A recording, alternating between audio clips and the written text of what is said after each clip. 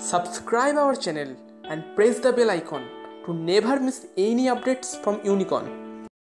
নমস্কার বন্ধুরা, ইউনিকর্নে তোমাদের সকলকে স্বাগত জানাই। তো গাইস, আজ এই ভিডিওতে আমরা এই সিজন আইএসএল এর মানে আইএসএল সিজন 5 এর বেস্ট ইন্ডিয়ান প্লেইং 11 কি হতে পারে সেটা নিয়ে আলোচনা করব। তো চলো বন্ধুরা, বেশি সময় নষ্ট না করে ভিডিওটি শুরু করা যাক। আর বন্ধুরা, বেস্ট ইন্ডিয়ান প্লেইং 11 হিসেবে আমি যে লাইন আপটা সাজাচ্ছি তার ফরমেশন রাখছি 4-1-4-1। তো চলো শুরু করা যাক গোলকিপারকে দিয়ে। তো বন্ধুরা, এই সিজনে ইন্ডিয়ান গোলকিপারদের মধ্যে যারা সবথেকে ভালো পারফরমেন্স করেছেন তাদের মধ্যে সবথেকে বেশি ইমপ্রেসিভ লেগেছে অমরিন্দর সিংকে। প্রথম দিকের একটা দুটো ম্যাচ বাদ দিলে অমরিন্দর সিং গোটা সিজন জুড়েই খুব ইমপ্রেসিভ এবং ভালো খেলেছেন। তো অমরিন্দর সিং হবেন এই বেস্ট প্লেইং 11 গোলকিপার। তো চলো এবার কথা বলা যাক ডিফেন্স নিয়ে। তো ডিফেন্সে ফার্স্টে কথা বলা যাক রাইট ব্যাক পজিশন নিয়ে। তো এই রাইট ব্যাক পজিশনের জন্য আমি যে প্লেয়ারটিকে রাখবো তার নাম হলো সেরিটন ফার্নান্ডেজ। তো সেরিটন ফার্নান্ডেজ এফসি গোয়ার হয়ে এই সিজনে খুবই ভালো খেলেছেন। তিনি যেমন ডিফেন্স করেছেন সেরকম ওভারল্যাপিং রান করে অ্যাটাকেও জয়েন করেছেন। তো আমি সেরিটন ফার্নান্ডেজকে রাখবো আমার রাইট ব্যাক হিসেবে। তো চলো এবার কথা বলা যাক দুজন সেন্টার ব্যাককে নিয়ে। তো দুজন সেন্টার ব্যাকের মধ্যে প্রথমজন হবেন অবশ্যই সন্দেশ ঝিঙ্গেন। কেরালা ব্লাস্টার্স এফসি এই সিজনে খুব একটা ভালো পারফরমেন্স না করতে পারলেও সন্দেশ ঝিঙ্গেন মোটামুটি ভালোই খেলেছেন এবং ইন্ডিয়ান সেন্টার ব্যাকেদের মধ্যে তিনিই সবথেকে ভালো খেলেছেন।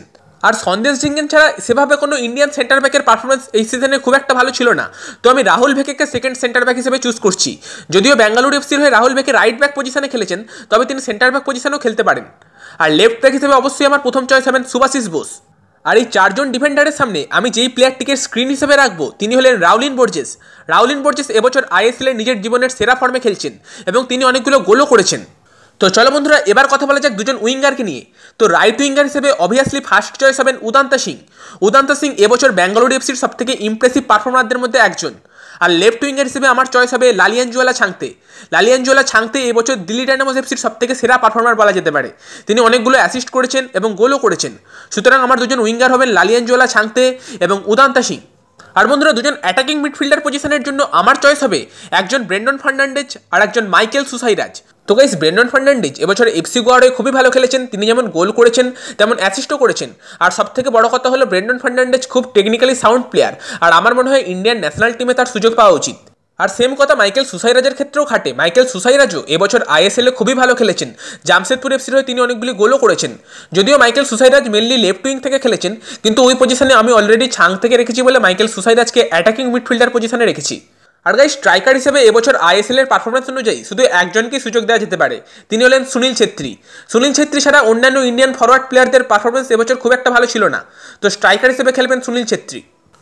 তো গাইস, আমার মতে ইন্ডিয়ান বেস্ট প্লেইং 11টা হবে অনেকটা এইরকম: অমরিন্দর সিং, সেরিটন ফার্নান্ডেজ, সন্দেশ ঝিঙ্গেন, রাহুল ভেকে, সুভাশিস বোস, রাউলিন বোর্জেস, উদান্ত সিং, ব্রেন্ডন ফার্নান্ডেজ, মাইকেল সুসাইরাজ, লালিয়ানজুয়ালা ছাংতে এবং সুনীল ছেত্রী। তোমরা কি আমার সাথে একমত? যদি তোমরা একমত হও তো ভিডিওটিকে লাইক করবে। আর যদি তোমরা মনে করো অন্য কোনো প্লেয়ার এই প্লেইং 11-এ সুযোগ পাবে তো তার নাম তোমরা কমেন্ট বক্সে লিখে জানাতে পারো। আর যদি চ্যানেলে প্রথমবার এসে থাকো বা এখনও পর্যন্ত সাবস্ক্রাইব না করে থাকো তো আমাদের চ্যানেলটিকে সাবস্ক্রাইব করতে পারো এবং তার পাশে থাকা বেল আইকনটি অন করে দিতে পারো, কারণ তাহলেই তোমরা পরবর্তী ভিডিওগুলোর নোটিফিকেশন পাবে। আর বন্ধুরা, যদি তোমরা আমাকে সোশ্যাল মিডিয়ায় মানে ফেসবুক অথবা ইনস্টাগ্রামে অ্যাড ফলো করতে চাও তো আমার সোশ্যাল মিডিয়া লিঙ্ক ডেসক্রিপশন বক্সে আছে, সেখানে গিয়ে অ্যাড অর ফলো করতে পারো। তো চলো বন্ধুরা, আজকের মতো এই ভিডিও এই পর্যন্তই। দেখা হবে পরের ভিডিওয়ে। Bye bye, have a good day.